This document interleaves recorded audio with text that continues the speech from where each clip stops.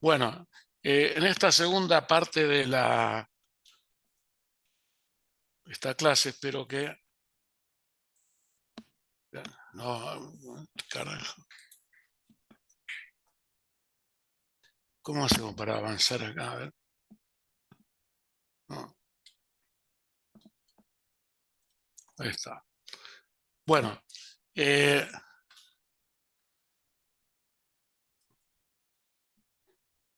vamos a comenzar recuperando la definición de condiciones y medio ambiente de trabajo que vimos en el día de ayer para poder avanzar desde aquí con algunas cuestiones teórico-prácticas que van a ver cómo se puede ir aplicando estas definiciones que constituyen el marco teórico principal de cómo relacionamos el proceso de producción con el proceso salud-enfermedad. Habíamos dicho en la clase anterior, esta definición de Julio Nefa, de condiciones y medio ambiente de trabajo, que las mismas están constituidas por factores sociotécnicos y organizacionales del proceso de producción implantado en el establecimiento o condiciones de trabajo y por los factores de riesgo del medio ambiente de trabajo. Constituyen las exigencias, requerimientos, limitaciones del puesto de trabajo cuya articulación sinérgica o combinada da lugar a la carga global de trabajo y que es asumida, asignada o impuesta a cada trabajador, provocando de manera inmediata o mediata efectos directos o indirectos, positivos o negativos, sobre la vida y la salud física, psíquica o mental de los trabajadores. Habíamos también señalado, terminando la clase, que en el capitalismo el trabajador no puede desplegar todas sus potencialidades en el grado que sería factible según el desarrollo de las fuerzas productivas. Es decir, es así que su crecimiento físico y mental es alterado en relación a las posibilidades. Cuando hablamos de fuerzas productivas, nos estamos refiriendo al desarrollo tecnológico, científico y cognitivo que van adquiriendo los instrumentos de trabajo que se utilizan en el proceso de producción. Por consiguiente, cuando no existen las condiciones objetivas y subjetivas para que el trabajo sea un estímulo de las potencialidades, se convierte en un productor de enfermedad, como sucede en las sociedades actuales, independientemente del nivel de desarrollo que hayan adquirido las fuerzas productivas. Cuando nos referimos a procesos protectores y procesos peligrosos, los definimos de la siguiente manera. Cuando un proceso se torna beneficioso, se convierte en un favorecedor de las defensas y soportes y estimula una direccionalidad favorable a la vida humana, individual y o colectiva, en ese caso lo llamamos proceso saludable, protector o benéfico. Mientras que cuando ese proceso se torna un elemento destructivo, provoca privación o deterioro de la vida humana o colectiva, lo llamamos procesos peligrosos o procesos deteriorantes.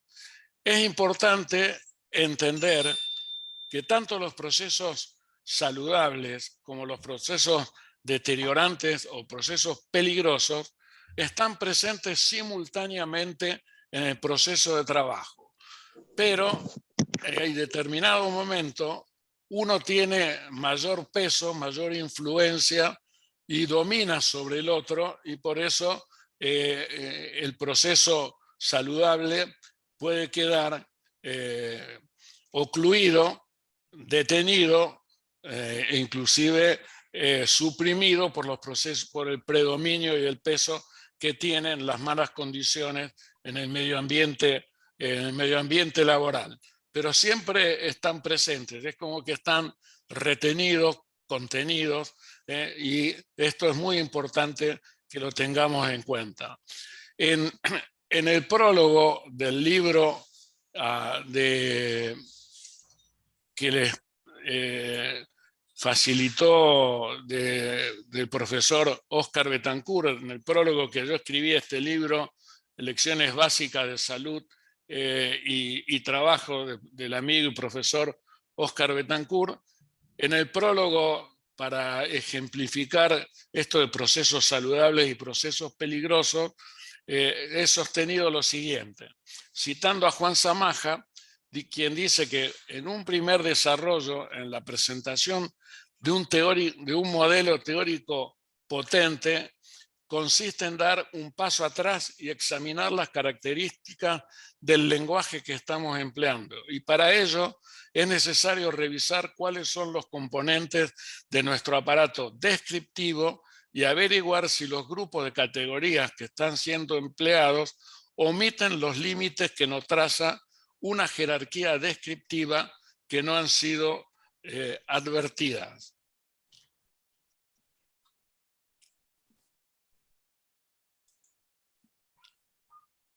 ¿Y acá cómo se sigue? Esta categoría, estudiar e investigar desde la categoría procesos peligrosos, no significa, esto quiero que lo retengan, desconocer que en los centros laborales existen riesgos, exigencias ni cargas laborales. Tampoco significa negar la existencia ni subestimar el estudio del ruido, los tóxicos como los plaguicidas, la iluminación o los contaminantes químicos como el plomo, el mercurio o el cianuro. Lo que sucede es que el ruido, los tóxicos y los contaminantes, las exigencias fisiológicas y posturales, quedan resignificadas desde este marco categorial. Pierden su carácter de natural para ser percibidas y comprendidas como determinadas por el proceso laboral concreto y las relaciones sociales de producción que lo constituyen. Es decir que derivan de los 4 elementos básicos del proceso de trabajo y esto a su vez de las relaciones sociales de producción en cada una de las ramas de actividad y actividades que nosotros estemos estudiando. Lejos de plantear un reduccionismo determinista en torno a estas categorías, podemos encontrar en acción un pensamiento dialéctico. Y esto es lo que quiero que ustedes comprendan. Es decir, que el análisis desde el paradigma de la complejidad es un pensamiento dialéctico, es decir, es un proceso en constante desarrollo, evolución, superando las contradicciones que se van presentando en ese proceso. Por lo tanto, un pensamiento dialéctico que comprende cómo los fenómenos físicos, químicos y mecánicos, es decir, el ruido, los contaminantes y las posturas, tienen sus límites y libertad en el marco de la fisiología de los trabajadores, los cuales a su vez encuentran otros límites y libertades en el marco del proceso de trabajo y en el marco del proceso de la reproducción social. Es decir, cada uno se encuentra contenido en una estructura superior e interactúa como produciendo transformaciones. O sea, que el ruido, los contaminantes y las posturas actuando en el marco y la libertad que le permite la fisiología humana, pueden o no causar determinado desgaste que termine con las manifestaciones tempranas de alteraciones de la salud. Pero a su vez, esa fisiología humana adquiere los límites que le da el proceso de trabajo en el cual está implicado, y el proceso de trabajo encuentra otros límites en el proceso de la reproducción social mucho más ampliada. Una estructura se encuentra presente dentro de la otra en un continuo movimiento de transformación, donde las estructuras inferiores, y esto es lo que quiero que también se comprenda, es decir, que en esta constitución de estructuras inferiores hacia superiores, quedan jerárquicamente subordinadas a las estructuras de mayor desarrollo y complejidad. Esto también lo podemos entender, ¿no es cierto?, cómo nos vamos integrando nosotros como un sistema complejo desde el nivel celular, el tejido, el órgano, los aparatos y sistemas, el sujeto humano con su estructura biológica y psicológica, y en una estructura, incluida en una estructura mayor, que es el ambiente ecosocial y cultural en el cual nosotros nos desenvolvemos. Y siempre las estructuras de menor jerarquía quedan subordinadas a las de mayor jerarquía. Y esto me parece también que es importante para que ustedes lo mediten. Se ha dicho que los procesos peligrosos surgen de la interacción de los diversos componentes del proceso de trabajo, siendo la actividad la que cobra esencial importancia en esta interacción. Las sustancias u otros elementos fuera del ambiente de trabajo son elementos peligrosos, pero adquieren categoría de proceso peligroso en el momento que algún trabajador ingresa en ese espacio para llenar un recipiente con esa sustancia o inhala sustancias tóxicas. Cambia entonces de elemento peligroso a proceso peligroso cuando interviene la acción humana en el proceso de transformación, en el proceso de trabajo. Relación entre concepción y ejecución, procesos positivos. ¿Sí? ¿A qué denominamos procesos positivos o procesos saludables? En sentido estricto, a la relación entre la concepción y la ejecución de la tarea. Cuando la tarea permite que el trabajador utilice todo su conocimiento y su experiencia en lo que hace, y no es una actividad que fue planificada y diseñada por otro para que el trabajador la cumpla de manera mecánica. Estaríamos entonces frente a un proceso positivo, gratificante, constructor del ser. También la conjunción equilibrada en el desenvolvimiento de las potencialidades físicas y mentales. Si esa posibilidad que tenga el trabajador de realizar abstracciones mentales son muy aisladas, la posibilidad de experimentar procesos positivos sería muy lejana. Por ello, para hablar de su existencia, debería haber en la jornada laboral una distribución equitativa entre la actividad física y la actividad mental que desarrollan los trabajadores. Procesos positivos o saludables en sentido estricto, siguiendo lo que nos dice Óscar Betancourt en su último libro, son los siguientes.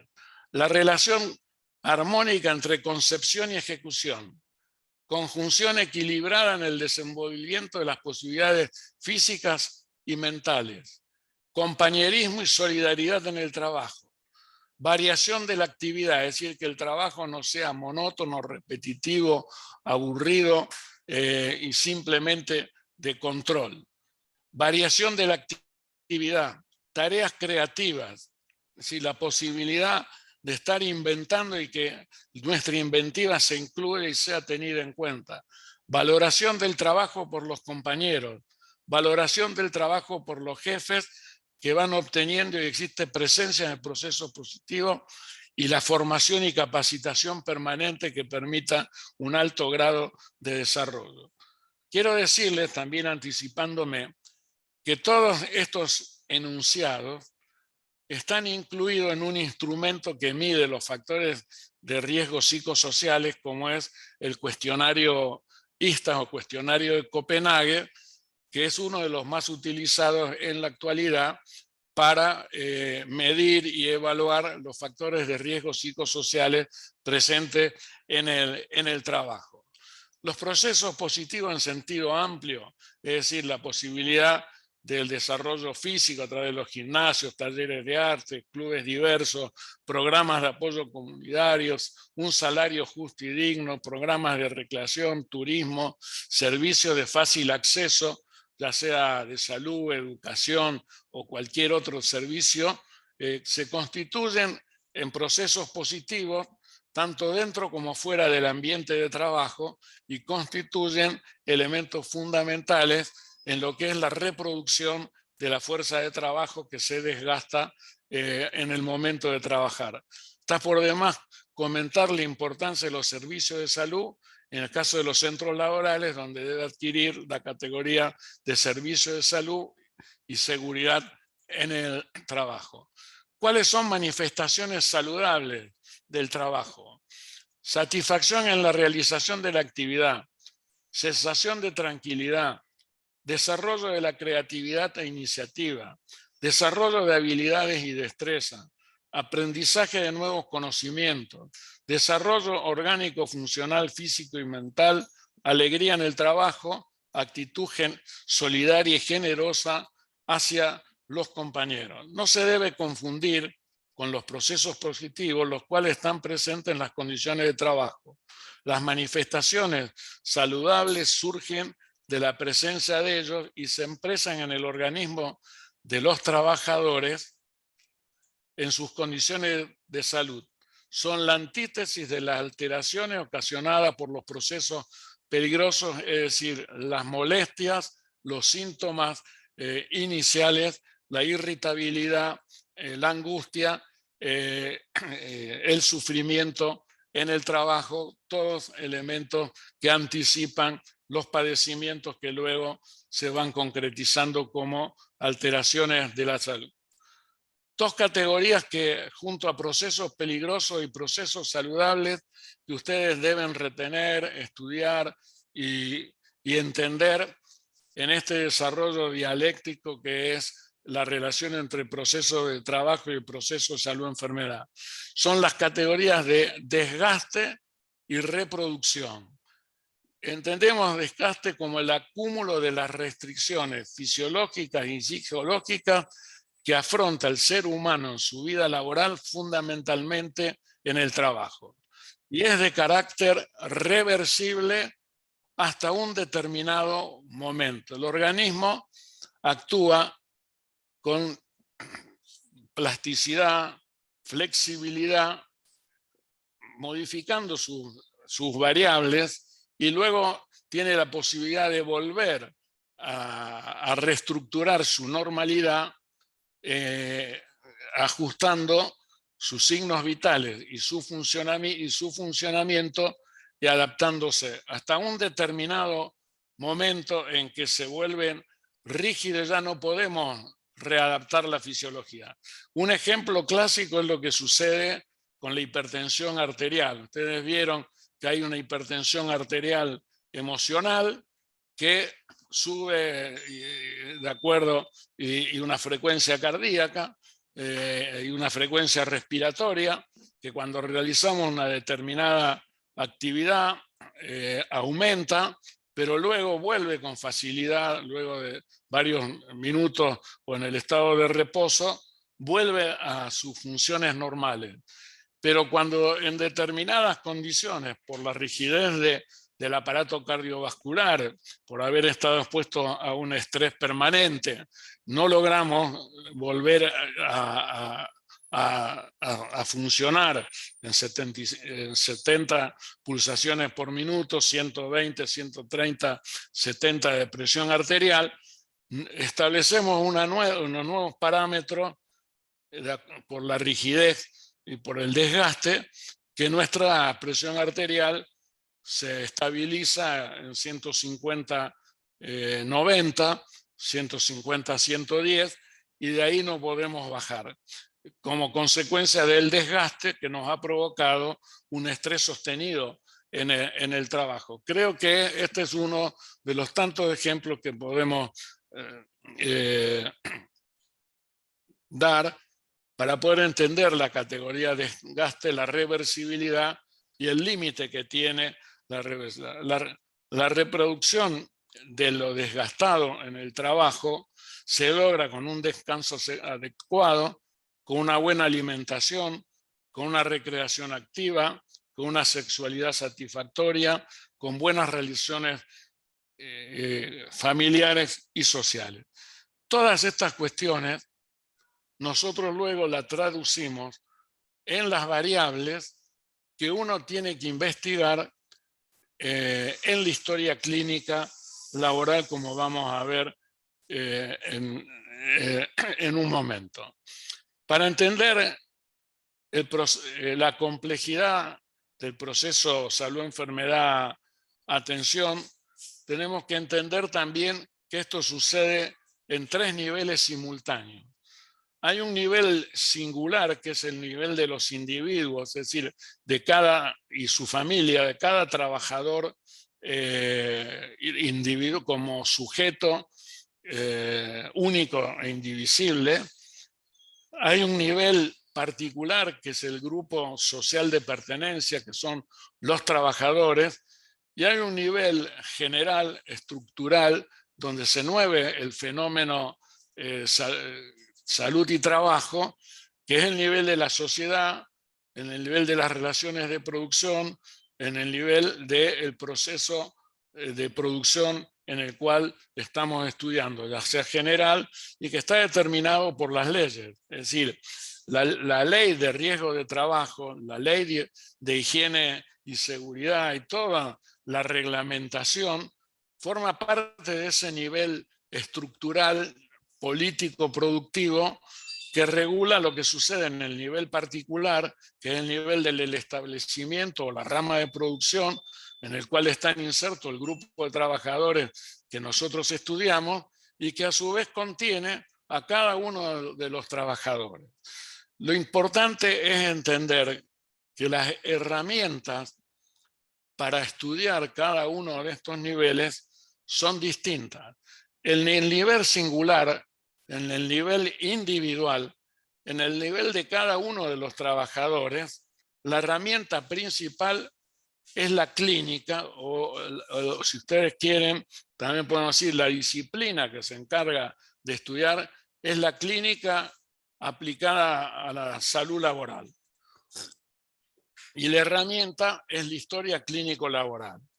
En cambio, en el nivel particular, la disciplina que se encarga del estudio de los problemas en el nivel particular, en el nivel de los establecimientos, la rama de producción, es la epidemiología, que tiene metodología y herramientas de abordaje distintas a la clínica. Y a su vez, en el nivel estructural y general, es el nivel político, social, económico, estructural de las relaciones de producción. Entonces, equivocarse o no utilizar en cada uno de estos niveles las herramientas adecuadas puede llevar a grandes equivocaciones. Quiere decir que un problema de una alergia ocupacional que yo quiera resolverla desde la política, voy a estar equivocando de herramienta, de instrumento y de nivel en el cual intervengo. Y si yo quiero operar sobre el conjunto de los trabajadores y modificar las condiciones y medio ambiente de trabajo, las herramientas son de la epidemiología laboral, que incluyen y que nacen de cómo vamos conformando la base de datos para manejarnos desde el punto de vista epidemiológico. Aquí, y todo esto termina resumiéndose en un instrumento que es la historia clínica laboral. Es decir, el punto de partida del nivel individual y del nivel particular es de cómo concebimos la historia clínica laboral, que luego desde el consultorio de la empresa, desde el lugar donde nosotros estemos trabajando, es como se va conformando nuestra base de datos para entender qué ocurre en el conjunto de trabajadores. La historia clínica laboral tiene un abordaje clínico y un abordaje psicosocial e tiene que incluir el proceso de trabajo e identificar los procesos peligrosos y los procesos saludables.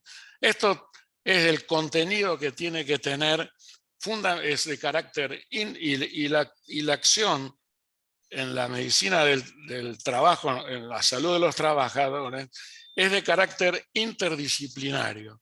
Es decir, no podemos pensar en la omnipotencia de solo el médico interviniendo en un servicio de salud y seguridad en el trabajo. Es un trabajo conjunto que debe ser compartido con el psicólogo, con el enfermero, con el fonoaudiólogo, con los distintos profesionales de la salud y con los profesionales de la higiene y seguridad, de la ergonomía, integrando un equipo interdisciplinario amplio. Esto que digo acá, ustedes lo pueden encontrar en la resolución 905 de la Superintendencia de Riesgo del Trabajo del año 2015, o lo pueden encontrar en las recomendaciones de la OIT que parten del convenio 155 y 167.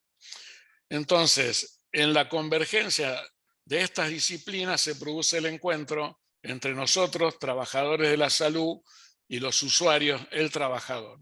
En esta parte de la lámina, ustedes ven, nosotros hemos construido a lo largo de estos largos 23 años de trabajo, esta historia clínica en este modelo teórico que yo les muestro acá.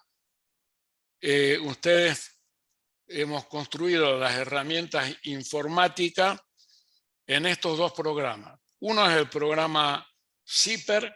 Este programa CIPER fue elaborado y dirigida su elaboración por el ingeniero Juan Pablo Angelini y su equipo, que formaba parte del área de salud y trabajo de la Facultad de Medicina, que se creó conjuntamente con nuestra carrera de Medicina del Trabajo. Prácticamente un nacimiento conjunto allá por el año 2000 de la carrera y del área, y nosotros comenzamos a trabajar con esta herramienta informática de entrada.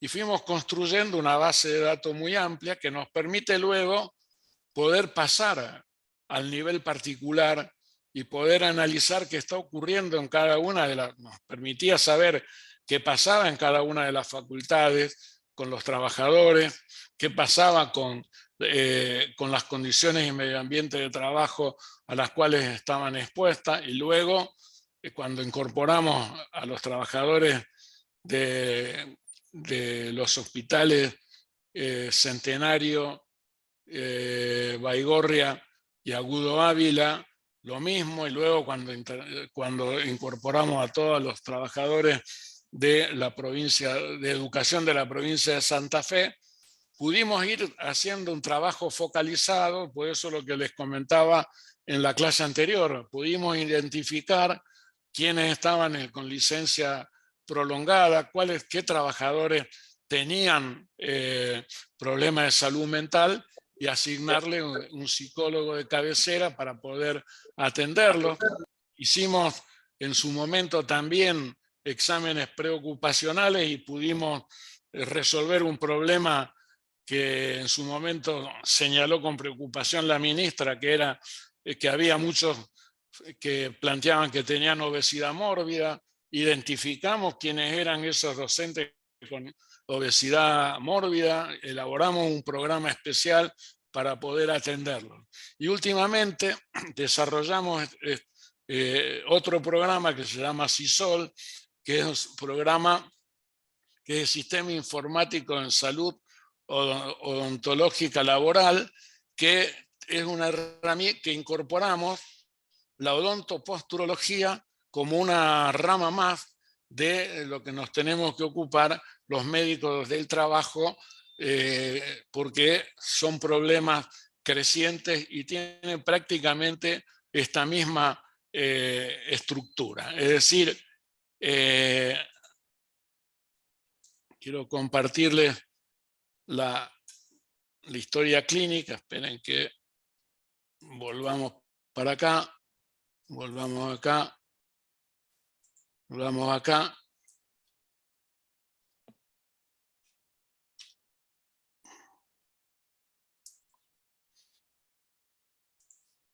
Acá tienen el ejemplo de lo que es una historia clínico-laboral que fuimos elaborando conjuntamente con el espacio intersindical de salud, trabajo y participación a partir de el programa CIPER y las distintas modificaciones que le fuimos haciendo con los trabajadores. Fíjense que esta historia clínica comienza con la fecha de realización, rama de actividad, sindicato, los datos personales, datos relativos al puesto de trabajo, los turnos, la rama de actividad, los damas y el conjunto de problemas que pueden tener los trabajadores.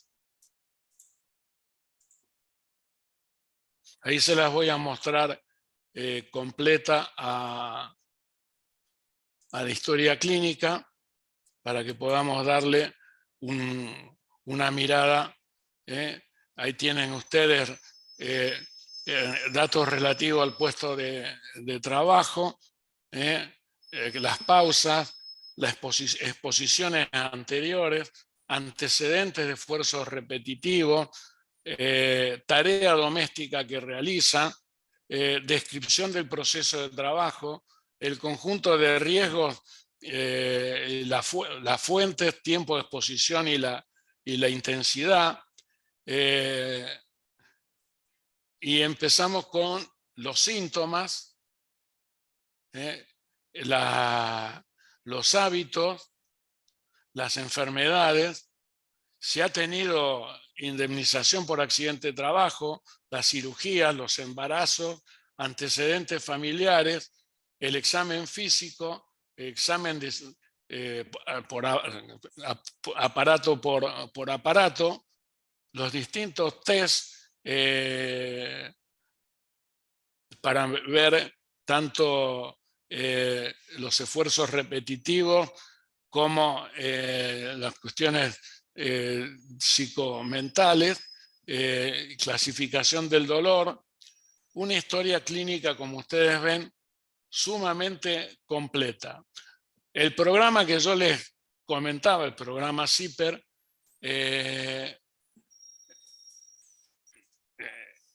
permite, y tanto el programa CIPER como el programa CISOL, nos permite incorporar también, nos permite incorporar las imágenes de los estudios, los estudios complementarios. Aquí otra herramienta, digamos, la segunda herramienta que es fundamental para nuestro trabajo y que está construida siguiendo este marco teórico que yo les explicaba, es, junto a la historia clínica laboral, la guía de observación de los procesos peligrosos, de los riesgos, las cargas y exigencias laborales. También hemos construido una guía que nos permite, siguiendo el modelo del Instituto ISTAS, que es el Instituto de Salud, Trabajo y Ambiente de España, adscrito a la OIT. Nosotros hemos llevado esta guía de observación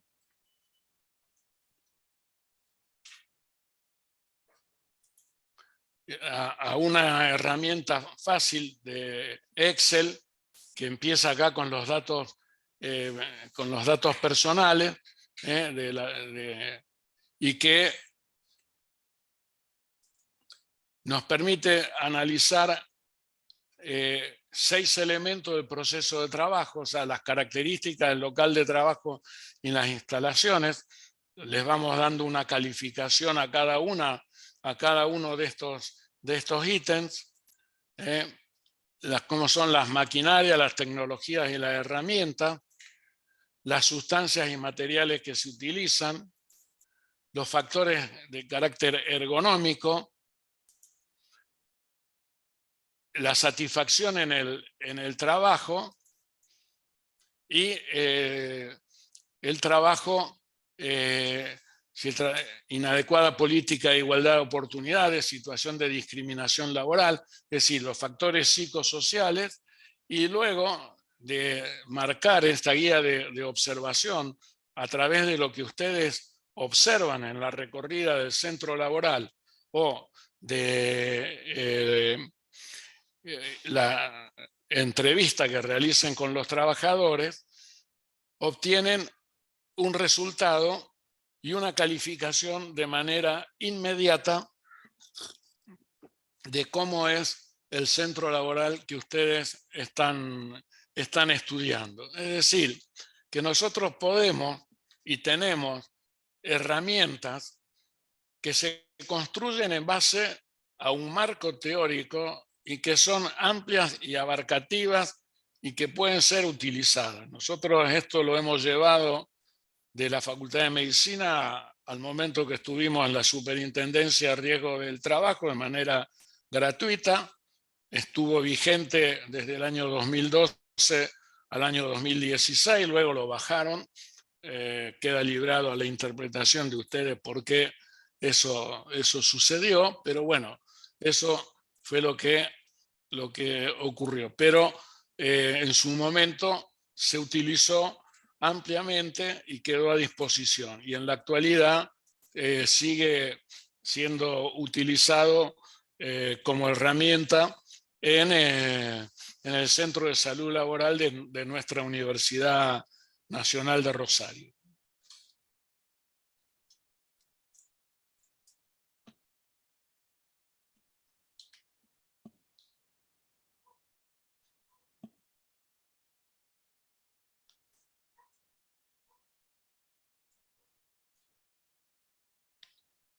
Les había planteado que el sistema... ¿Qué pasa acá? ¿Cómo vamos para atrás, para adelante?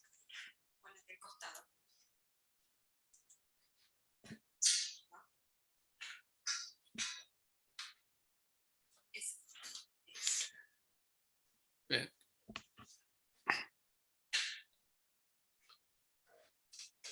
Quiero ir a este tema, es decir, que me parece a mí que es muy importante para poder completar esta cuestión de cuando uno construye los perfiles, identifica cuáles son los procesos saludables o procesos protectores y cuáles son los procesos deteriorantes o procesos peligrosos. Identificar los procesos saludables o protectores es lo que permite hacer promoción de la salud.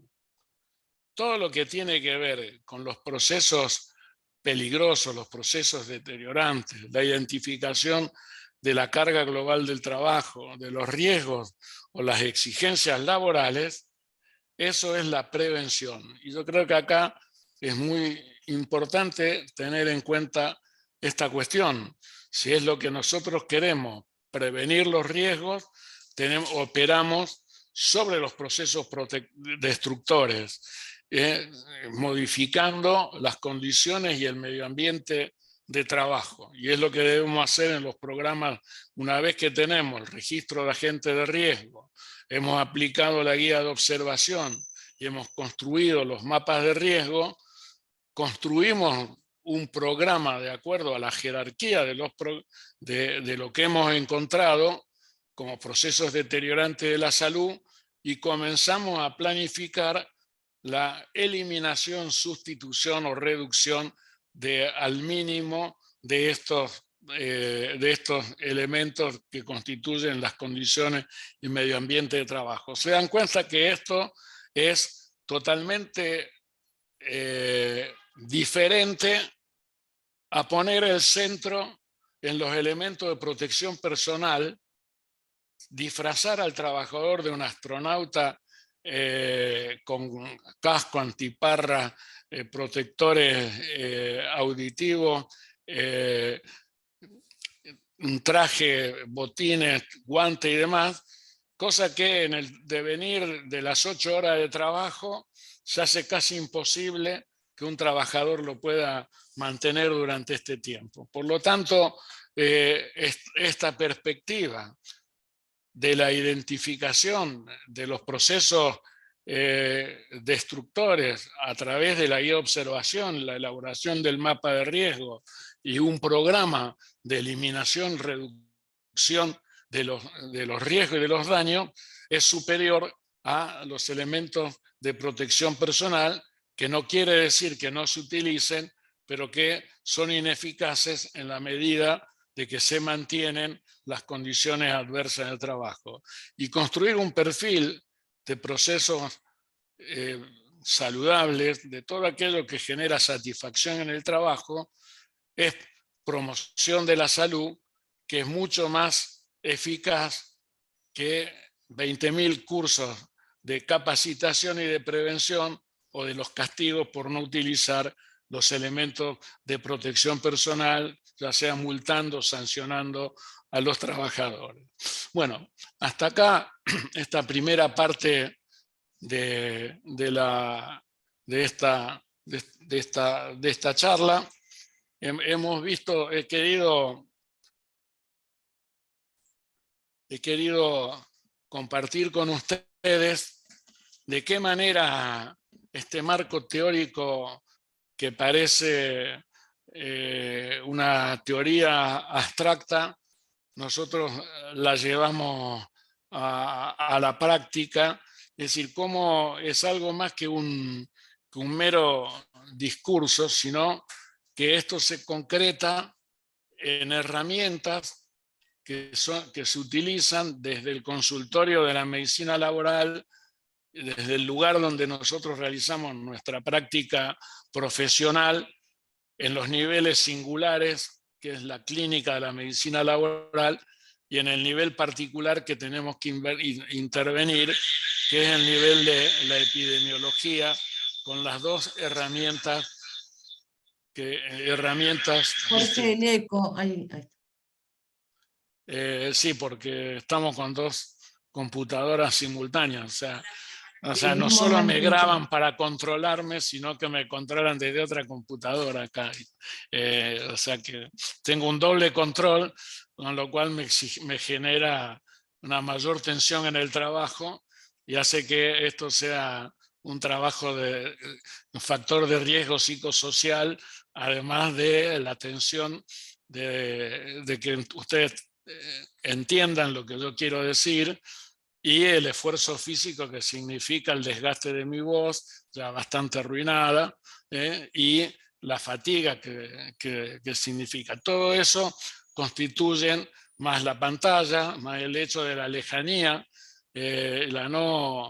la virtualidad y la no poder captar plenamente las sensaciones que va produciendo lo que uno dice, van constituyendo mi medio ambiente de trabajo concreto, en el cual yo estoy como trabajador de la educación superior universitaria, interactuando con ustedes, que son mi objeto de trabajo, multiplicado por 75 presentes hoy en esta sala. Estas condiciones de trabajo se modificarían si esto fuera presencial, porque habría una mayor posibilidad de interacción y una mayor satisfacción en el trabajo, y quizás yo tenga un menor desgaste. Pero como afortunadamente tengo mucha experiencia y tengo una gran satisfacción, y ver que ustedes prestan atención, aunque sea a partir de las ventanitas, también me genera un proceso saludable que hace que me desgaste menos en el trabajo y me sienta también satisfecho. Bueno, espero que también esto sirva para que ustedes entiendan esta primera parte. Yo lo que quiero que quede claro es esta cuestión, o sea, que ustedes logren repensar la definición de salud con la cual y de proceso salud-enfermedad con la cual iniciamos esta clase, que quede claro el concepto de trabajo en su perspectiva más amplia, que quede claro el concepto que ese proceso de trabajo, para entenderlo, lo tenemos que descomponer en los 4 elementos básicos y que hay 4 categorías que nos permiten entender la expresión final, que es el accidente de trabajo, que es la enfermedad profesional, que son las categorías desgaste, procesos peligrosos, procesos saludables, que actúan e interactúan y que están simultáneamente presentes en el trabajo, que los procesos peligrosos, deteriorantes, el concepto de SIMAT es de que actúan de manera simultánea, sinérgica y potenciándose, y que a procesos peligrosos y saludables tenemos las categorías desgaste y reproducción. Y ir acostumbrándose a ver este proceso que en la práctica termina en lo que nosotros buscamos y vemos en cada uno de los trabajadores y en los ambientes de trabajo donde nos desenvolvemos, a través de con qué historia clínico-laboral estamos trabajando, con qué equipo de salud laboral estamos trabajando y con qué estamos analizando de manera permanente el proceso de trabajo. Es decir, la guía de observación y el mapa de riesgo. Luego las encuestas, los test y demás son otras herramientas. Pero estas son las herramientas, o sea, que nosotros construimos descomponiendo cada una de estas categorías que hemos utilizado en variables para poder operacionalizarla, porque si no, todo marco teórico tiene categorías que se descomponen y se traducen en variables, que es lo que uno observa, que es lo que uno pregunta en la historia clínica y es lo que uno va a buscar en el ambiente de trabajo. Entonces, por eso, bueno, reflexionemos, vamos a volver sobre esto y estas herramientas en la materia epidemiología, en la materia condiciones y medio ambiente de trabajo. Es decir, que esto es una introducción que hemos hecho a esta problemática de cómo se relaciona la salud con el trabajo. Vamos a continuar un rato más viendo algunas cuestiones que me parece que son de actualidad para ejemplificar qué es lo que estamos viviendo hoy en el mundo del trabajo y qué es lo que se nos viene. Asistimos a 2 fenómenos simultáneos que se están desarrollando a una velocidad inusitada. Es la reconfiguración y reestructuración del mundo del trabajo en la etapa de consolidación del capitalismo financiero globalizado en el pasaje al capitalismo cognitivo y de plataforma en el modo neoliberal, con una configuración de un modo de andar por la vida post-pandémico que afecta y ha afectado la totalidad de la existencia de los trabajadores, las trabajadoras y sus familias. Y estos 2 fenómenos condicionan la práctica de los servicios de medicina laboral y el trabajo de los médicos, psicólogos, enfermeros, ergónomos y demás integrantes de los equipos laboralistas. ¿Qué dice Jorge Aleman, un famoso psicólogo argentino radicado en España con mucha producción teórica? Y dice que el neoliberalismo trata el tiempo histórico donde por un lado la naturaleza se ha perdido mientras a la vez el hombre económico naturaliza la desigualdad, la explotación, definitiva introducción en la subjetividad, en la lógica del mercado. Lo más destacado de este momento histórico es la irrupción con gran fuerza de la lógica sanitaria al interior de los procesos de trabajo que han venido a disputar sorpresivamente la hegemonía de la lógica de la valorización de la eficiencia propia del capitalismo. El debate salud versus economía está presente en la opinión pública, alcanzando creciente difusión a medida que la pandemia se extendió, terminó y vivimos en el modo postpandémico. Lo que subyace tanto en la población como para los tomadores de decisiones es la sensación que ya hay dos lógicas en coalición y que implican un delicado equilibrio de medidas.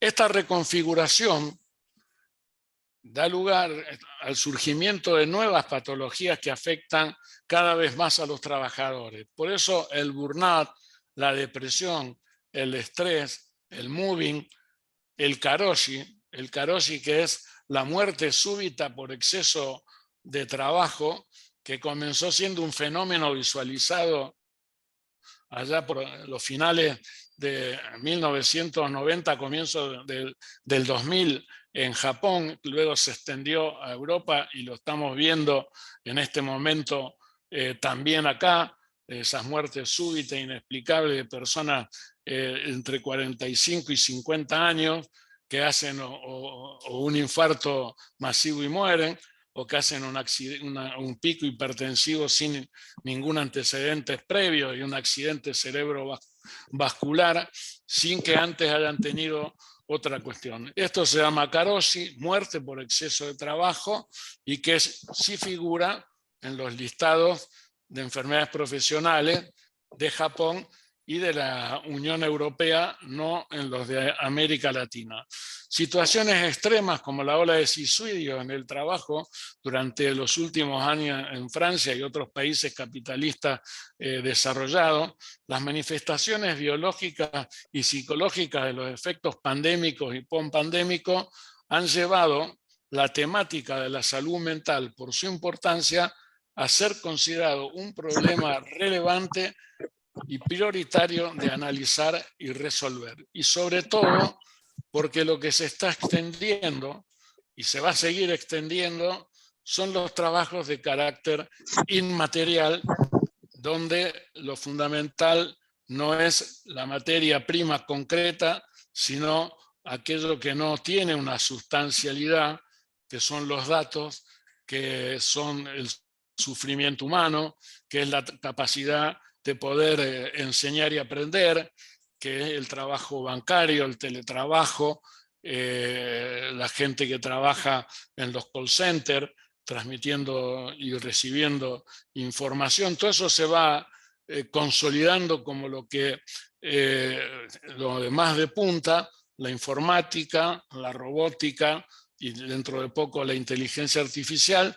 Con todo eso vamos a tener que trabajar y eso tiene un efecto directo que altera la salud mental de los trabajadores desde la fatiga crónica, el burnout, hasta sus expresiones más deteriorantes. Las transformaciones del modo de producción por fordista, producción flexible, alargamiento de la jornada de trabajo, difusión territorial del trabajo, la deslocalización del trabajo, han puesto de relieve un aspecto esencial que modifica la tradición respecto a los estudios sobre el trabajo y la salud, haciendo que a nivel internacional las exigencias derivadas de los cambios productivos deban ser consideradas como elementos fundamentales de las condiciones y medio ambiente de trabajo.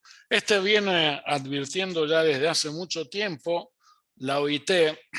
Busquen un informe de la Organización Internacional del Trabajo del año 2013 que habla sobre las epidemias ocultas en materia de salud laboral y justamente se está refiriendo a toda esta cuestión que yo estoy haciendo referencia. En las condiciones actuales, el trabajador moviliza su subjetividad fuertemente influenciado esta última por sus condiciones de realización. Por lo tanto, no debe sorprender que entre las patologías o malestares asociados hoy al trabajo aparezca el padecimiento o sufrimiento subjetivo como lo más importante, ocupando el lugar que antes tenían los trastornos corporales derivados del propio desgaste que el trabajo producía. La discusión de la causalidad en salud de los trabajadores es un problema científico que excede el espacio académico, dado que tiene implicancias directas en el campo político, jurídico, económico, estructura los servicios de salud laboral y las prácticas reparatorias. Y esto tiene su reflejo en el cuerpo legal que regula el sistema de riesgo del trabajo, el reconocimiento de qué es una enfermedad laboral o no, y por eso nosotros en este marco restringido, positivista de causa-efecto con el que se ha construido la ley de el listado de enfermedades profesionales, el manual de procedimientos, contribuye a lo que yo llamo, y más adelante vamos a ver, al ocultamiento jurídico epidemiológico de la enfermedad profesional en el sistema de riesgo del trabajo, y se suma a la lucha que tuvimos que librar desde que apareció el COVID para que fuera reconocido como enfermedad profesional. Fue una lucha ardua de varios meses. Les recomiendo buscar un artículo que escribí y hay bastante literatura que uno de nuestros profesores, el juez Luis Rafagieli, ha compilado en 2 tomos. Yo escribí un artículo que se llama el injustificado lamento de las aseguradoras de riesgo del trabajo frente a la problemática del COVID. Un título un poquito provocativo, demostrando de por qué había que reconocer al COVID como enfermedad profesional, no solo de los trabajadores esenciales, trabajadores de la salud, sino incorporarlo al sistema, porque todos los trabajadores además son todos esenciales y se fueron incorporando antes de la vacuna a los procesos de trabajo y demás. Y cómo incorporar algo que está ausente, los riesgos psicosociales del sistema de riesgo del trabajo, siendo que estos son hoy los principales riesgos que afrontan todos los trabajadores independientemente de la rama a la que pertenecen.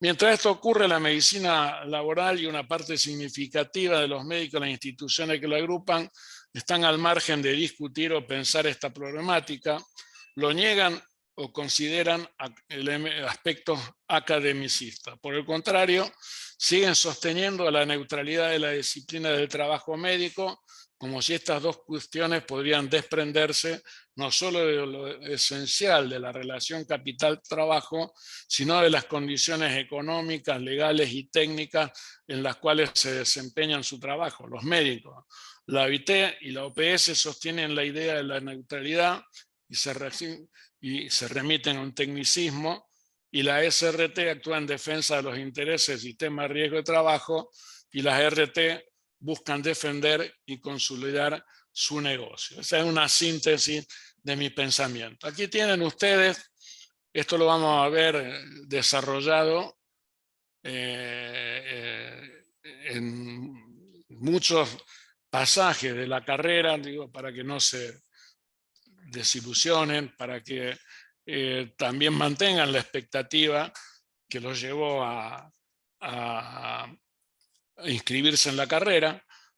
Vamos a desarrollar, y este es el marco legal vigente hoy en la Argentina que regula el sistema de riesgo de trabajo. En primer lugar, la ley 24557, que es la que crea el sistema de riesgo de trabajo y está vigente desde 1996. La ley 19.587, que es la ley de higiene y seguridad en el trabajo, y el decreto reglamentario 351 del año 79, la ley 25.212 del Pacto Federal, y esta ley es importante porque le transfiere a cada una de las provincias el poder de policía y de control del cumplimiento de la ley de riesgo del trabajo y la ley de higiene y seguridad. Y esto es muy importante que ustedes lo tengan en cuenta. O sea, que el organismo que debe controlar o que controla a través de las inspecciones periódicas a los establecimientos de toda la provincia, de todas las provincias, son los ministerios de trabajo de cada una de las provincias. La Superintendencia de Riesgo del Trabajo controla el cumplimiento de lo que son las obligaciones de las aseguradoras de riesgo de trabajo y de todos aquellos establecimientos que se encuentran sobre territorios nacionales de pertenencia de propiedad del Estado nacional. Es decir, que solamente la Superintendencia de Riesgo de Trabajo controla las empresas que están en el territorio nacional. Es decir, los aeropuertos, las aerolíneas, la minería, el petróleo. El resto de los establecimientos los controlan los ministerios de trabajo de las provincias. Por eso esta ley del Pacto Federal figura acá como cuerpo legal importante. La ley 26.773, régimen de ordenamiento, la reparación de los daños derivados de los accidentes de trabajo y enfermedades profesionales, que del año 2012, y la ley 27.348, que es la del 2017, que es la reforma de la ley de riesgo del trabajo durante el gobierno de Mauricio Macri, y un decreto importante que poco se ha aplicado, que es el decreto 1720 del 2012, que permite la constitución de entidades aseguradoras riesgo del trabajo sin fines de lucro, ART mutuales, entre trabajadores y cámaras empresarias. ¿Cuáles son los decretos más importantes vigentes y las resoluciones en el sistema de riesgo de trabajo? El decreto 658 del año 96, el listado de enfermedades profesionales y sus respectivas incorporaciones que ha tenido de enfermedades. El decreto 659, el listado de incapacidades profesionales, el decreto 1338, que es los servicios de medicina, higiene y seguridad en el trabajo, ampliado en la resolución 905 del 2015, el laudo 405, que es el manual de procedimientos para diagnosticar las enfermedades profesionales, el decreto 1278 de enfermedades no listadas y la resolución 905. Ustedes pueden entrar a la página de la Superintendencia de Riesgo del Trabajo y ahí van a encontrar esto que se ve en la transparencia, que es un digesto con absolutamente, con más de alrededor de 12.000 resoluciones hay en ese digesto. Se dan cuenta que aprender y manejar 12.000 resoluciones es algo totalmente imposible, solo se puede hacer seguramente cuando esté a nuestro alcance el uso de la inteligencia artificial. Y yo creo que ahí también va a fallar la inteligencia artificial, porque dentro de esas 12.000 resoluciones hay un marco de contradicciones que ustedes ni se imaginan. Pero los que yo he enumerado hasta acá son las herramientas legales fundamentales que hay que dominar, manejar para poder participar del sistema de riesgo de trabajo actualmente vigente. Hacer un curso de posgrado exclusivamente para manejar estas leyes yo creo que es una pérdida de tiempo muy grande y que en realidad no se justifica hacer una carrera o un posgrado en medicina del trabajo. Es una visión también muy restringida de lo que es la salud de los trabajadores y la medicina del trabajo. Nosotros habíamos dicho, nosotros tenemos un sector de salud, como pueden ver en la parte, no sé qué es, Miriam, derecha o izquierda de la pantalla, lo que marca el puntero. Bueno, en la parte izquierda de la pantalla nosotros tenemos el esquema de lo que es nuestro sistema de salud fragmentado en salud pública, obras sociales y privados, y cómo de ahí hacia abajo se va descomponiendo cada vez más en un sistema totalmente fraccionado, con poca accesibilidad y de acuerdo a las posibilidades económicas de cada uno. Pero nuestro sistema también de salud laboral está totalmente fraccionado y separado en los servicios de medicina laboral de las empresas. Las obras sociales, que no es lo mayoritario, tienen algún departamento de salud laboral y se dedican a atender todo aquello que rechaza las aseguradoras del resto del trabajo y que padecen los trabajadores y que aparecen como enfermedades no inculpables y que es el 67% de la enfermedad profesional se atiende fuera del servicio del sistema de riesgo de trabajo. Están los autoseguros de riesgos, los trabajos de los municipales, los trabajos provinciales, es decir, todos los trabajadores de la provincia de Santa Fe están en una situación de semiclandestinidad porque están cubiertos por la DIPAR, que es el Departamento de Enfermedades Profesionales, que se atiende a través del IAPO, no está reconocido como el autoseguro de la municipalidad por la Superintendencia de Riesgo del Trabajo, y hay un fraccionamiento de esta labor. Por eso va a ser necesario discutir, como está hoy puesto a la orden del día, la discusión de marchar hacia un sistema integrado de salud. En ese sistema integrado de salud habrá que discutir si queremos tener una salud laboral como corresponde, en qué lugar ponemos la atención de la salud de los trabajadores. Sintetizando, el proceso laboral no es en sí mismo ni puramente beneficioso para la salud, ni exclusivamente dañino. Sus aspectos beneficiosos y facetas destructivas coexisten y operan de modo distinto de acuerdo al momento histórico, al grupo social de referencia al que hagamos referencia. En el centro de trabajo, los sujetos enfrentan condiciones específicas.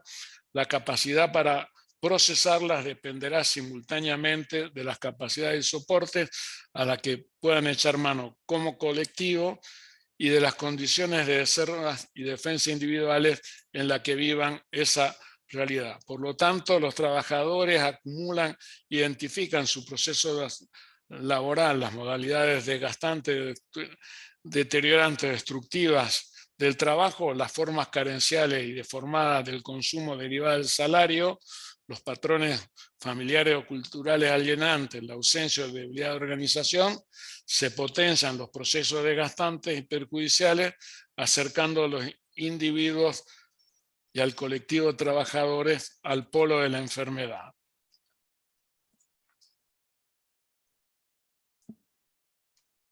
Y a su vez, por lo que nosotros luchamos, simultáneamente, si las condiciones de trabajo son favorables, si el contenido y la organización del trabajo permiten el desarrollo de la creatividad y libertad del trabajador, si el colectivo del trabajador controla y domina los ritmos de trabajo, establece democráticamente la organización de la producción, los sistemas de remuneración permiten un acceso a bienes y servicios que garanticen la satisfacción del conjunto de las necesidades humanas existentes en la sociedad en ese momento histórico, y el trabajador se identifica, es parte y se reconoce en el producto del trabajo y es valorado socialmente la tarea que realiza, ese colectivo de trabajadores y esos sujetos transitan su vida más próximo al polo de la salud. Esa es una síntesis.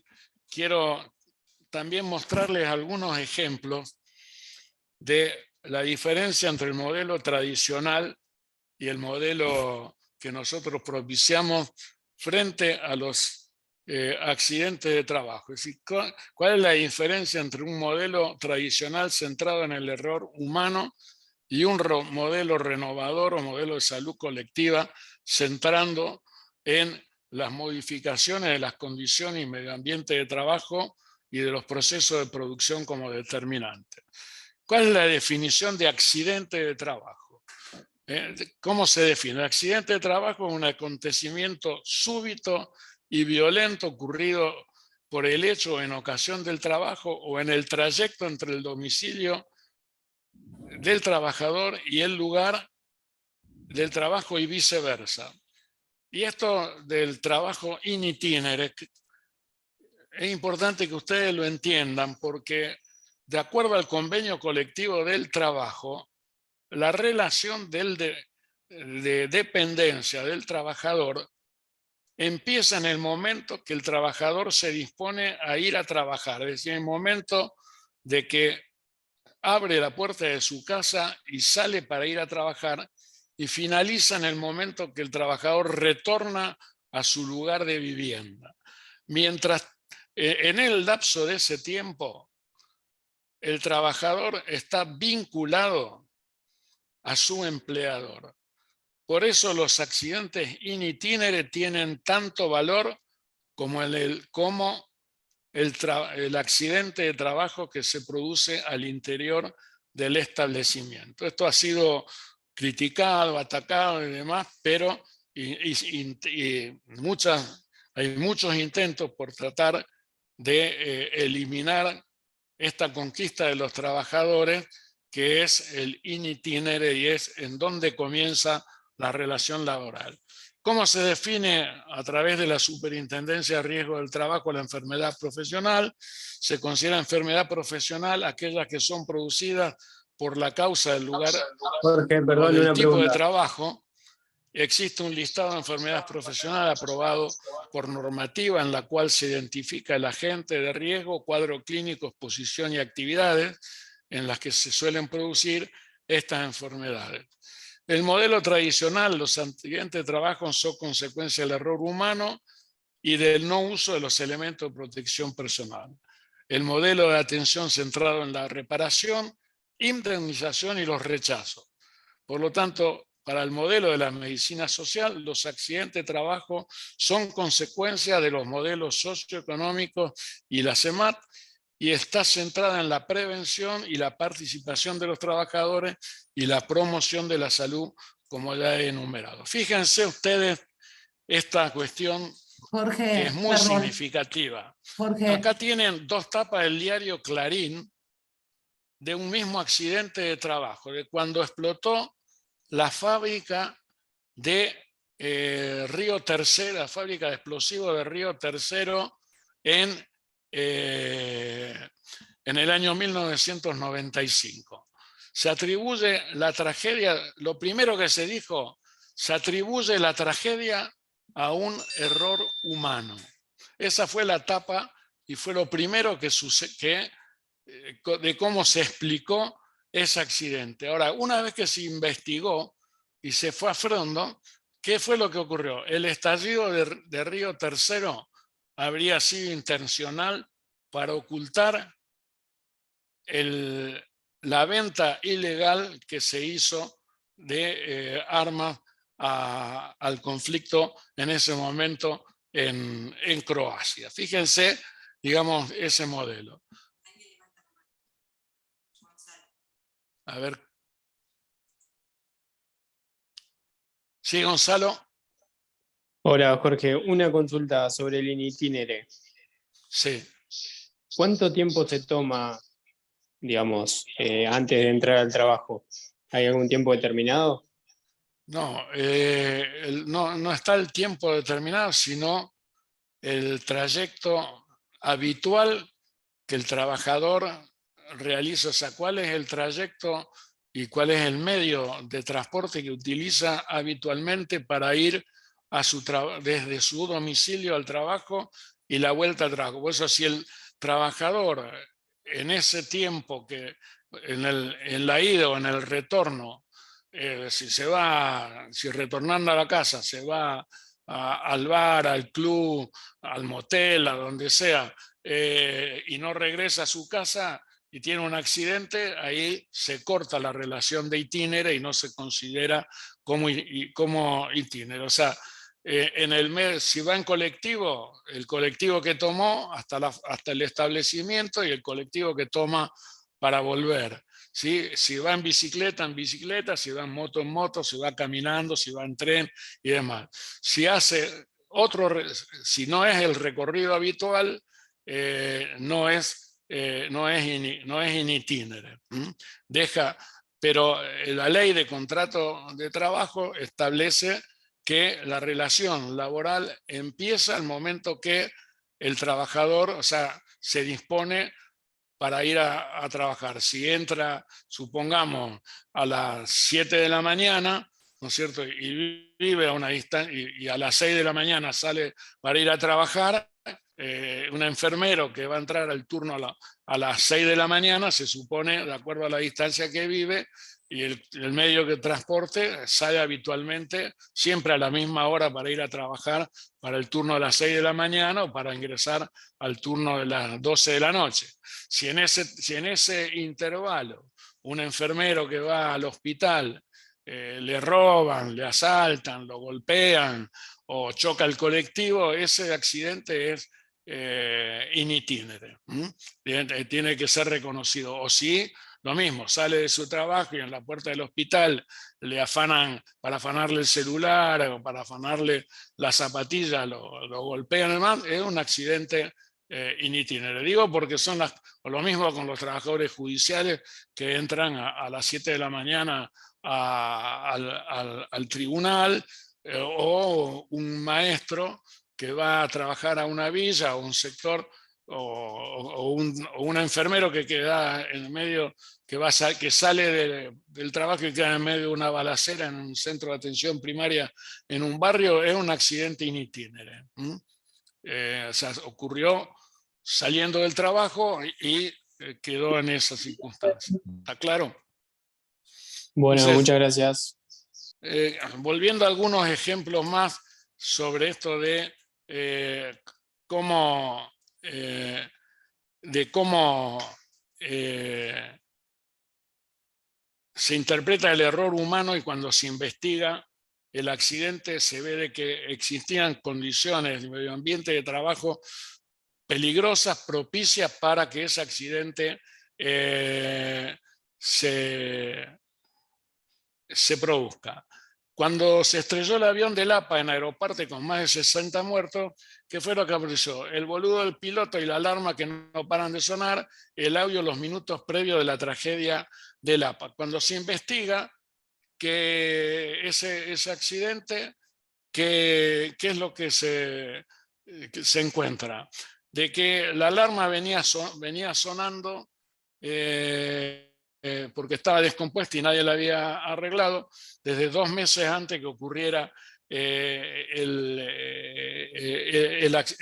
accidente.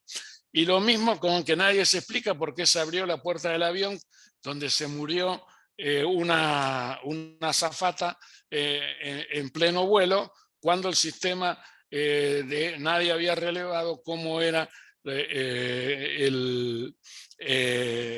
cómo era el sistema de seguridad. Esto es mucho más grave. Esto ocurrió en un ingenio de Tucumán, donde explotó una caldera en un ingenio y hubo una muerte muy grande. Lo primero que aparece en la gacetilla de prensa es que el error humano ocasionó esa explosión en ese ingenio. ¿Qué es el incendio en ingenio? 5 muertos y denuncia por falta de mantenimiento. Tragedia en Jujuy, 5 muertos, 3 desaparecidos y un pueblo evacuado por un feroz incendio en el ingenio La Esperanza. Al menos 5 muertos tras explosión en el ingenio Esperanza. ¿Qué dice el informe de ATE de la Superintendencia de Riesgo del Trabajo? Que los 10 muertos de los trabajadores que provocó el incendio vuelve a poner de relieve el vaciamiento que sufrió la Superintendencia de Riesgo del Trabajo como organismo estatal encargado de la prevención de riesgo del trabajo. El abandono de las políticas de prevención de la Superintendencia de Riesgo del Trabajo tiene como objeto las ganancias de los privados de la vida y de la salud. Desde hace tiempo veníamos denunciando el abandono de esta situación. Este ingenio, no sé si está acá en lo que sigue, este ingenio, hay un artículo que publiqué que se llama La muerte anunciada en el ingenio La Esperanza, el neoliberalismo mata sin metáfora, porque este ingenio ya había sido dado de baja de la ART porque no cumplía el plan que se había comprometido y ninguna norma de seguridad. Había sido inspeccionado y sancionado en múltiples ocasiones y estaba totalmente fuera de la ley. No fue ningún accidente por casualidad, sino que fue como consecuencia de múltiples incumplimientos. Bueno, lo mismo puedo decir y puedo mostrarle con lo que ha sucedido en Vaca Muerta a través de la flexibilidad de accidentes en Vaca Muerta. Hubo 8 muertos en un lapso de tiempo muy corto, fíjense, 8 muertos en 16 meses y en el programa nacional por rama actividad petrolera, con la participación de la SRT, de la RT, del Ministerio de Trabajo de la provincia de Neuquén y del sindicato, se había hecho todo un relevamiento de cuáles eran las condiciones que no se cumplían, ahí las tienen ustedes, y como consecuencia de esta mesa temática, 6 minutos de reunión, en sola uno menciona la seguridad laboral para resolver los problemas detectados. Como queda expuesto, hubo una respuesta distinta al accidente que ocurrió en Acíndar en el año 2007.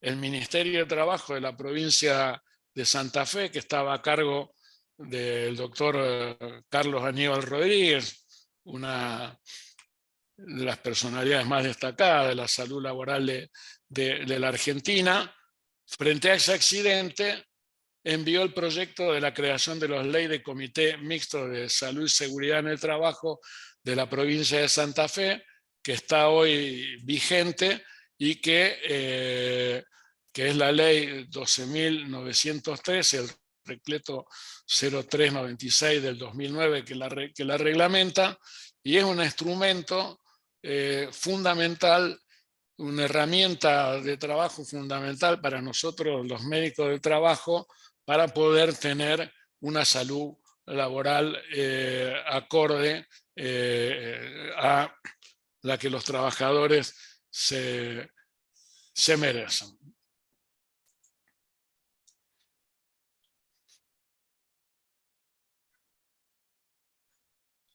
Y bueno, creo que con esto podemos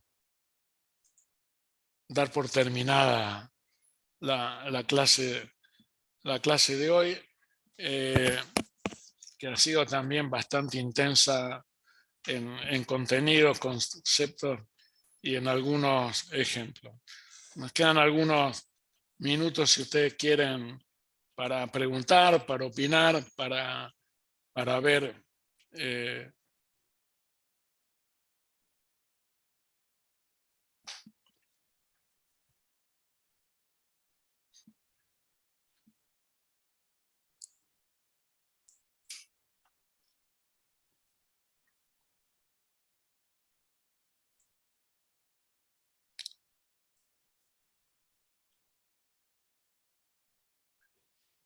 estas primeras clases siempre suelen ser dejar así a los que les escuchan en un estado medio de shock por la cantidad de conceptos no tradicionales que emitimos, pero bueno, tenemos 2 años por delante y se va a ir agilizando y aclarando muchas de estas cuestiones.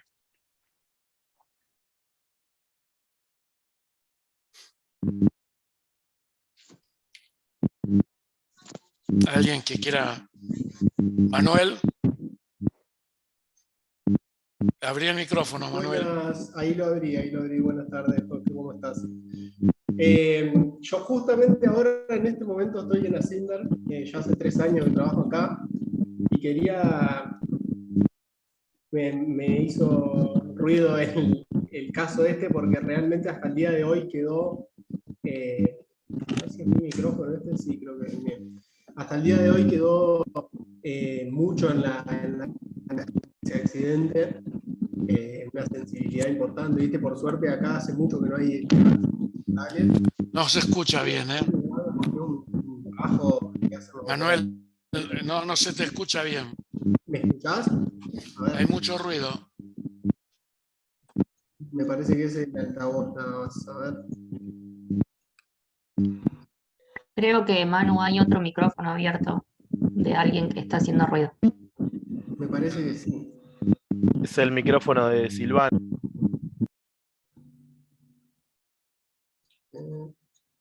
A ver, yo cierro el mío, Manuel, habla. ¿Me escuchás ahí? Perfecto, ahí está.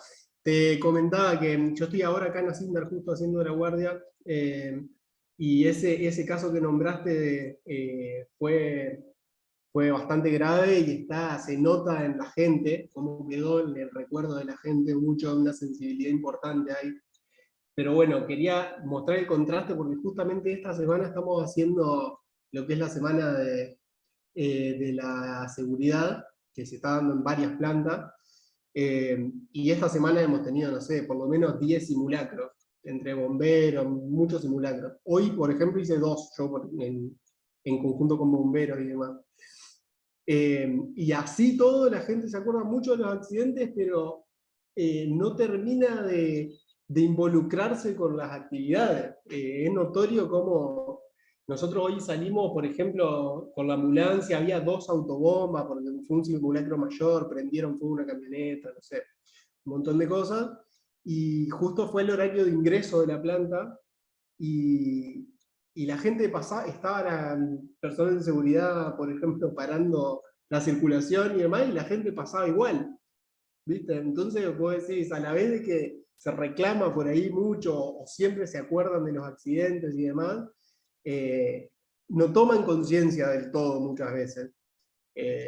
Y acá se hace mucho hincapié, ¿viste? Los molestan bastante, los estimulan bastante con el tema de seguridad, los operarios, hay mucha gente de higiene y seguridad todo el tiempo y demás, pero es difícil crear una conciencia hasta que no le pasa de cerca, porque a los casos que han pasado graves, también accidentes graves que recuerdo en los últimos años, al compañero de turno, el que estaba con el accidentado, que en un caso falleció un muchacho, quedó muy mal psicológicamente, por ejemplo. Ese tipo no se olvida más en ese sector y demás.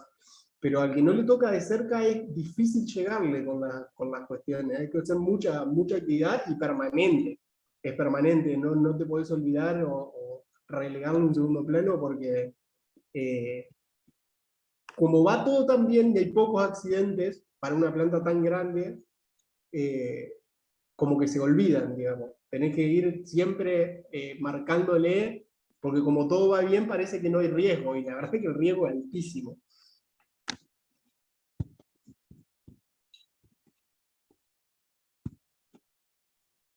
Ese fenómeno que plantea Manuel está vinculado a una cuestión que es la naturalización del riesgo.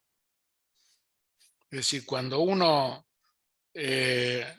permanece en un determinado ambiente, se va produciendo y trabaja en ese ambiente.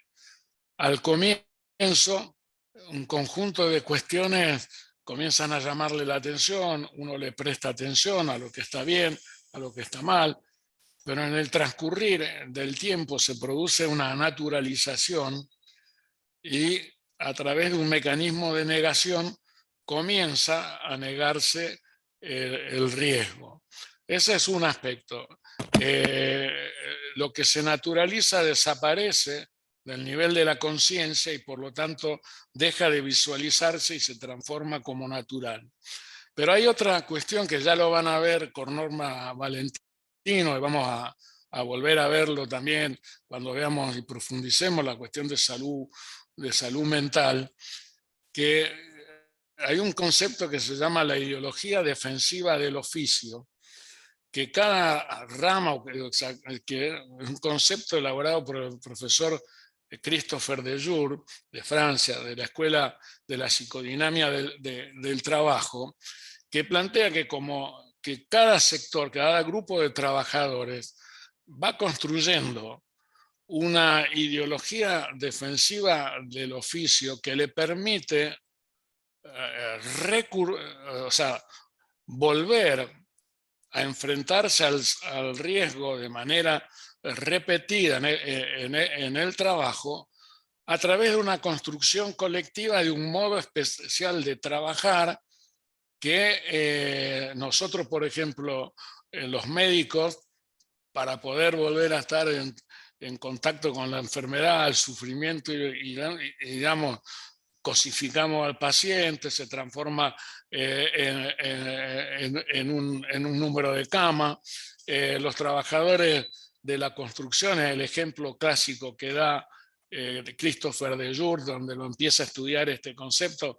Los trabajadores de la construcción, para subirse a un andamio y trabajar en el piso 20, 30, 40, hacen alarde del machismo, digamos, hay que tomarse una buena cantidad de tetrabric y comer sustanciosamente y entonces subir al andamio y sin atarse porque uno es el más macho de todo. Y cada gremio construye esa ideología defensiva del oficio. Ustedes vieron que cuando nosotros recién nos recibimos, llegamos a trabajar en primer lugar y queremos, con toda la energía que traemos y con todos los conocimientos frescos, queremos empezar a trabajar y lo primero que hace es nos para la enfermera y dice, pará, mira, un momentito, eso está bien en la facultad, pero acá, ¿sabes qué? Trabajamos de esta manera, los turnos lo vamos haciendo así, la sonda deja que se pone de esta manera, no te preocupes, la vía la busco yo, en fin.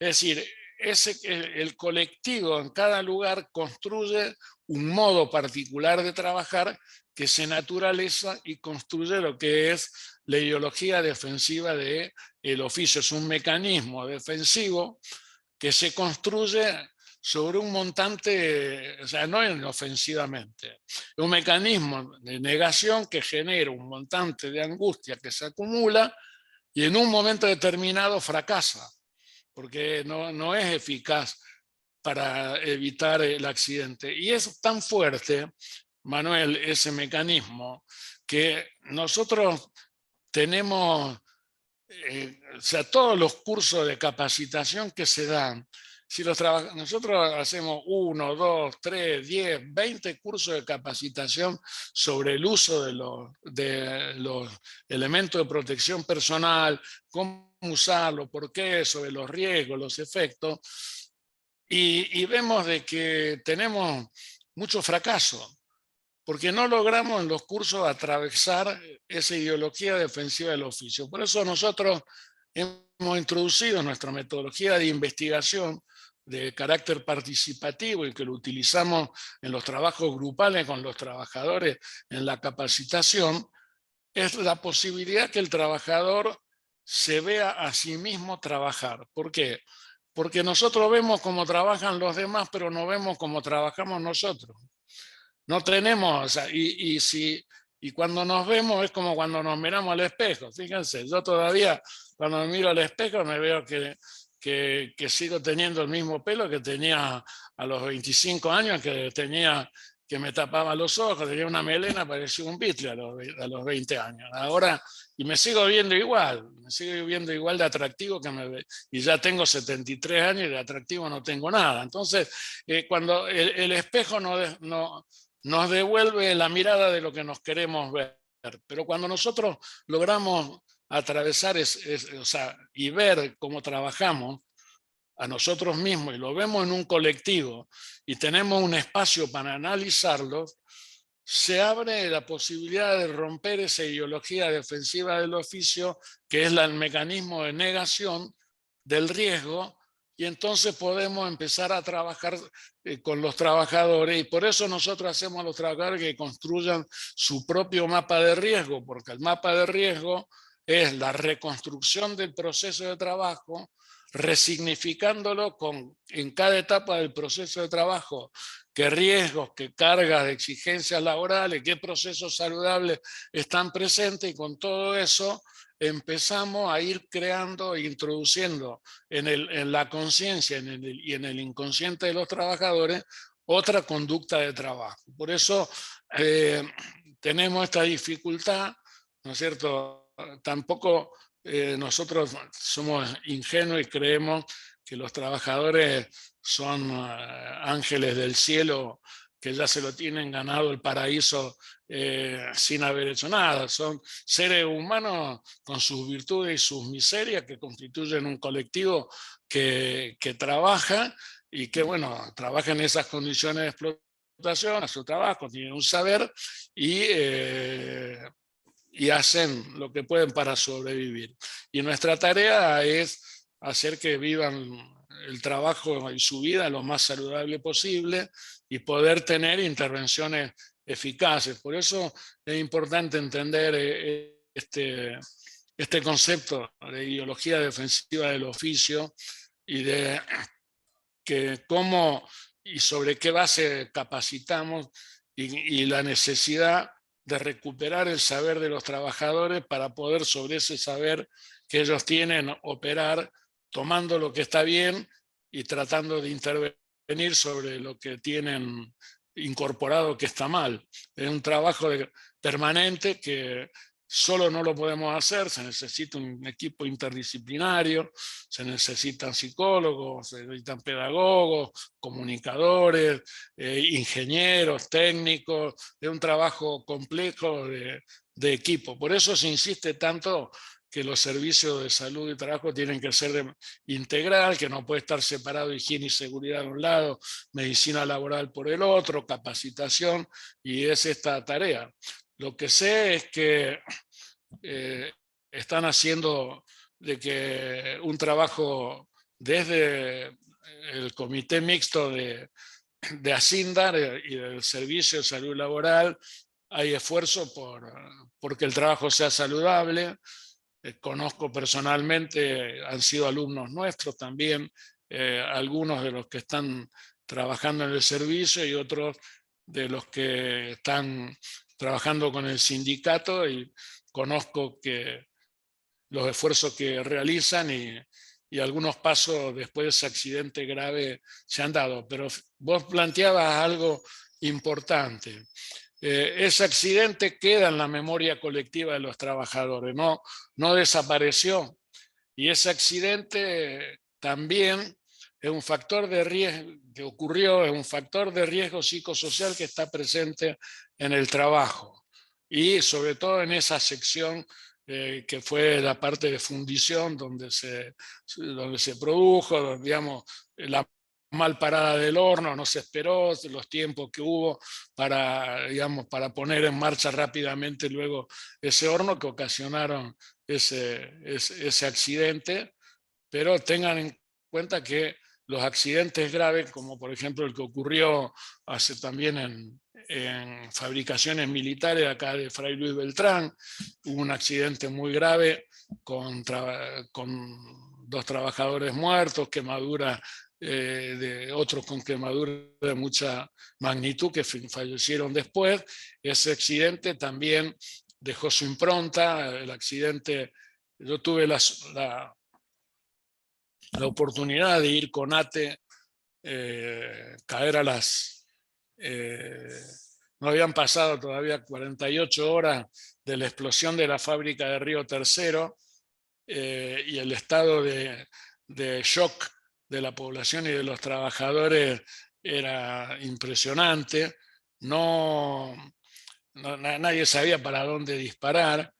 Nosotros fuimos con un ingeniero acompañado por los trabajadores y me acuerdo que, bueno, vimos, había sospecha que eso había sido intencional y examinamos la planta de al lado, Atanor, que también depende de una fábrica del Estado y que está en el predio de al lado. Entonces recorrimos junto con los trabajadores, el ingeniero de Atanor y el ingeniero en higiene y seguridad que llevamos nosotros, y en un momento determinado el ingeniero le dice: ¿cómo van a hacer para reactivar y abrir nuevamente las válvulas?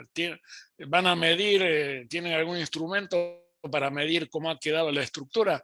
No, dice, nosotros vamos a ir abriendo despacio y a medida que vemos si hay un escape, cerramos.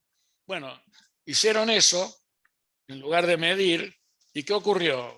Hubo un escape de ácido sulfúrico y otras sustancias no identificadas en ese momento, y dos años después aparece que empiezan a estudiar en Estados Unidos qué sustancias eran las que se habían escapado en esa apertura de esas válvulas que habían provocado malformaciones congénitas inusuales en la población de Río Tercero. Fíjense ustedes lo que es no realizar las cosas como realmente corresponden. O sea que la casualidad no existe, es la causalidad. Hay un método que lo vamos a trabajar mucho en materia de accidentes. Pueden bajar el instructivo también de la Superintendencia de Riesgo del Trabajo, que es el método del árbol de las causas y cómo se analiza un accidente de trabajo a través de este método. Lo vamos a desarrollar también en profundidad a lo largo de la carrera, pero si ustedes ya quieren ir ganando tiempo o tienen esa necesidad o están trabajando en algún lugar donde puede o ha ocurrido algún accidente grave o menor, pueden recurrir a ese manual que es muy, muy útil. La profesora Esther Giraudo, que probablemente también la incorporemos, ha dictado, es una especialista en formación de profesionales y trabajadores en el manejo del árbol de las causas. Este árbol de las causas fue desarrollado por los alemanes. Los alemanes tienen un sistema de riesgo de trabajo totalmente distinto al nuestro. Es un sistema estatal vinculado al conjunto de la seguridad social y sobre la base de mutuales de empleadores y trabajadores. Si no tiene fines de lucro y forma parte, y en ese sistema elaboraron este manual del árbol de las causas. Es muy útil, se los recomiendo es una herramienta importante. ¿Algo más? Te quería preguntar porque no llegué a escuchar el nombre del autor de la psicodinamia del trabajo.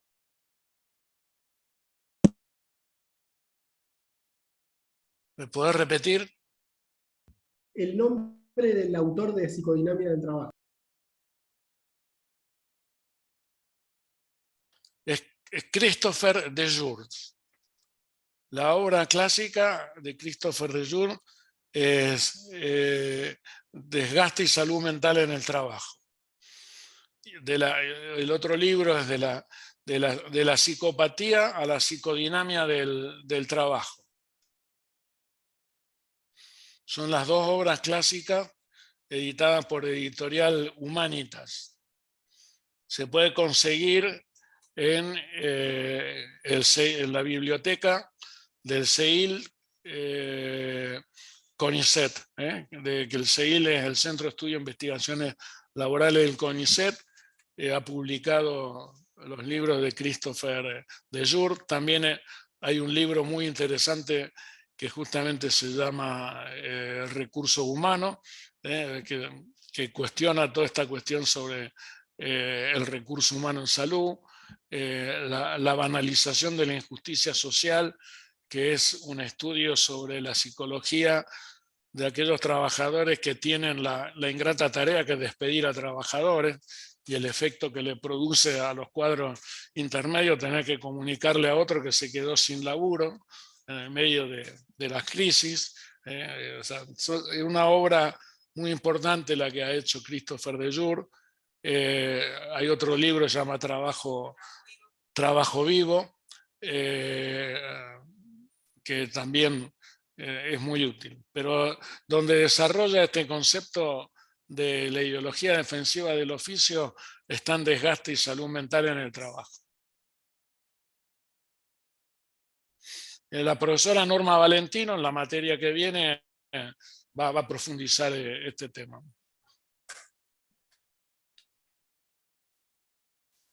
Bueno, ¿alguna pregunta más? Si no, nos despedimos hasta la próxima y como siempre que tengan un buen descanso y una rica y equilibrada cena que les resulte gratificante y satisfactoria. Que les ayude a reproducir todo lo que se han desgastado en esta clase. Bueno, gracias, igualmente. Un abrazo, Buena un saludo, hasta la próxima.